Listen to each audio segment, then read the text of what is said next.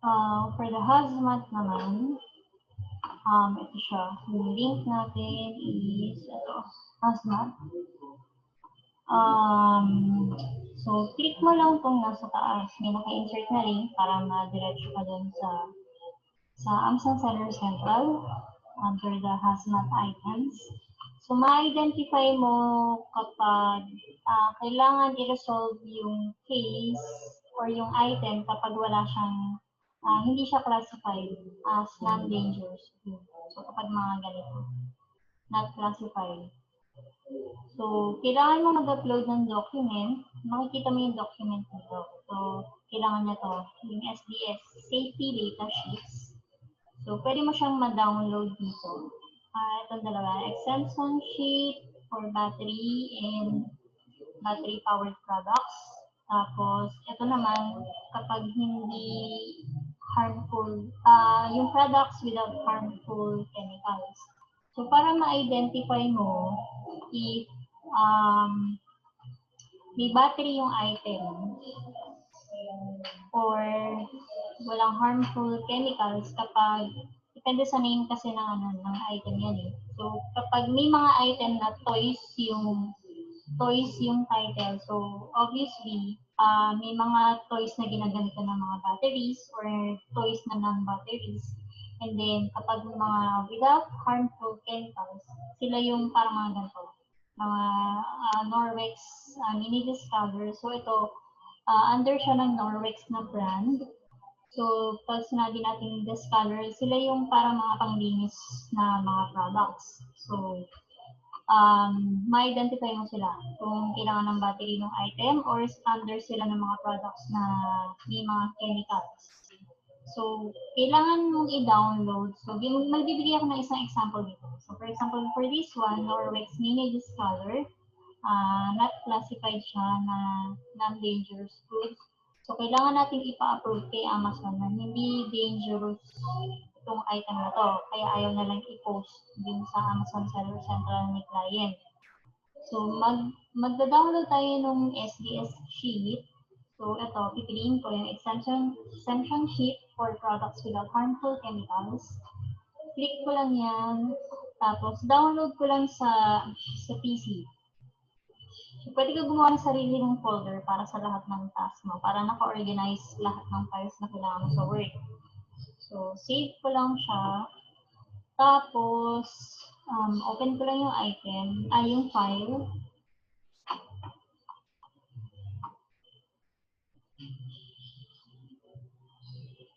Enable everything. Okay. So, ganito yung itsura ng SDS sheet na sinasabi nila.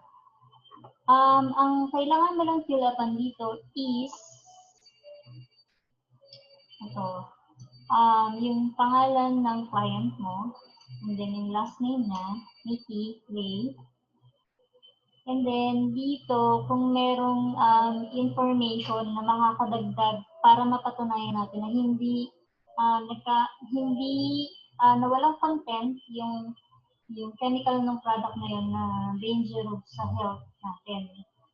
Pero later on na to, kapag nahanap mo na yung about dun sa item na yun. So, palagi mong i-answer lang dito yung no. So, lahat yan no. And then, ito, pipilapan mo to, yung ASIN ng item.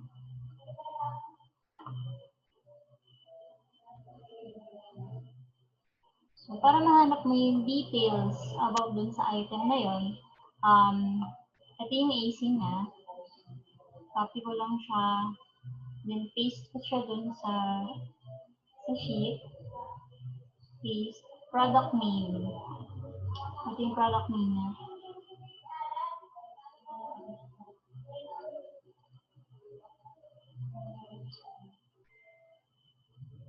The product sold with a magnet. So, no. Magnet full force. Enter here full force of the So, Sorry, we need to enter here the full force of the magnet. So, wala naman tayong in-answer, wala naman tayong magnet na sinabi. So, kailangan din yung ingredients. So, kapag ka ganito, i-search mo lang tong item na to sa internet, or if kapag obvious naman yung brand name niya, pwede natin siyang i-search sa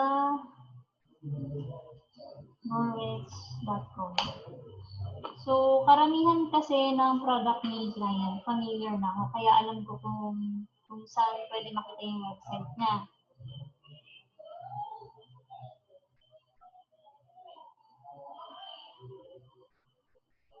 Ang item na to.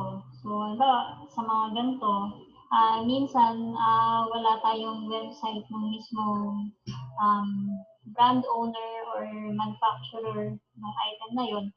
Pwede natin siyang i-search through YouTube. Tapos hanapin na lang natin kung sino ba may-ari ng item na yun. Tapos kung sino nag-produce or manufacturer ng item na yun. So for this item, meron tayong website or account under the Norwex. So meron tayong pwedeng ma-research nitong product na to. So Mini Discolor, yung pangalan ng item, pwede natin siya i-search dito. So, norwex.com, tapos click mo lang yung flag ng USP, tapos search.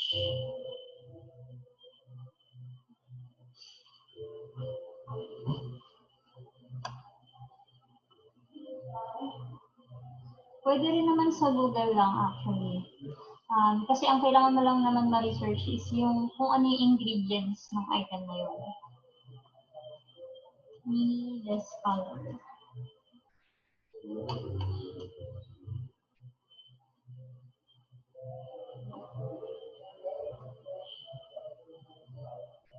So, any discolor will do, kasi under naman din siya ng Norwex. Ang importante lang, ito, yung ingredients.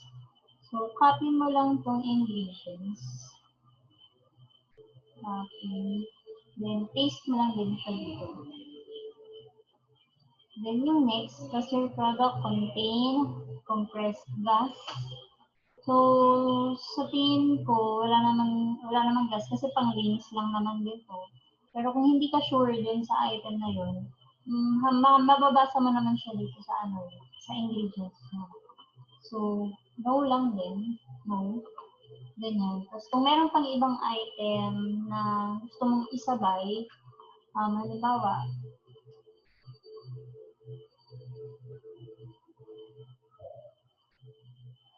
meron pang ibang item dito na hindi classified as non-dangerous good, pwede mong isabay-sabay na para isang sheet na lang yung isasubmit mo kay Amazon. Pero I prefer na isang gantong sheet sa isang item kasi i-upload mo siya dito. So after mong ma-fill upan lahat ng kailangan fill upan dito, dalawa lang naman yung kailangan mong fill upan dito. So lahat dito, no. Dito, pwede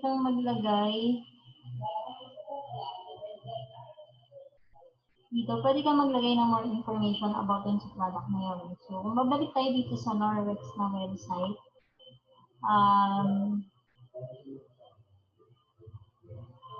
show description. Pwede mong copyhin yung about dun sa item. Kahit very brief lang. Para lang meron siyang pwedeng mapagbasehan na safe yung product. So, katulad dito sabi, yung USDA certified 86% bio-based formula safely vanishes soaps pa. So, ganyan. Pwede mo copyhin lang dito. Tapos, paste mo lang siya dito.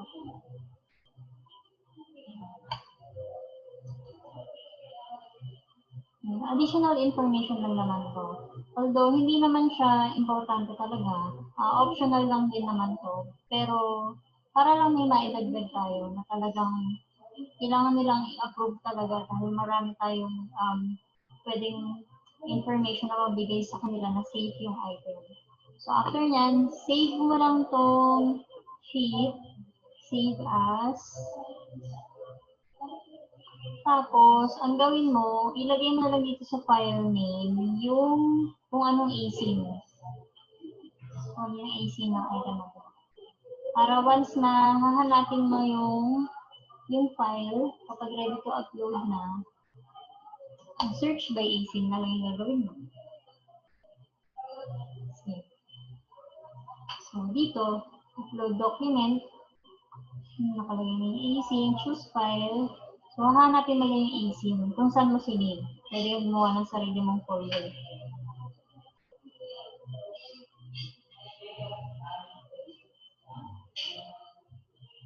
Yan. Open lang, and then, specify document language. Siyempre, English, and then upload. So, dito, nakapag-upload na tayo noong November 25. Pero since chine-check naman siya everyday kung na-approve na ba, so as of November 30, 2020, hindi pa nila ina-approve or hindi pa nila kina-classified as non-dangerous food. So, dito sa Excel sheet, update mo lang siya. So, ito. I-update mo lang siya na, yun, hindi pa siya resolved. Waiting pa rin tayo. Pero, naglagay ka ng comment na yung dating VA, naglagay na comment na nag-upload na siya ng SDS sheet noong November 25. Pero under review pa rin. So, may mga na-resolve na siya ng iba na na-classified na ng Amazon as non-dangerous. So, ganun lang kadali yung hazmat. So, everyday, magre-research ka lang if merong item dito na ma-identify nila as dangerous goods. Para sasubmitan lang natin ng SDS sheet, gamit kong dalawang to, kung ano yung dapat mong i-upload dito. I-download tsaka i-upload dito. Okay. And then, kung sakaling after you submit the SDS sheet naman, tapos all the proofs na hindi naman dangerous yung item, tapos dinenay nila, hindi nila sinabing na dangerous good pa rin yung item, pwede kang mag-dispute dito.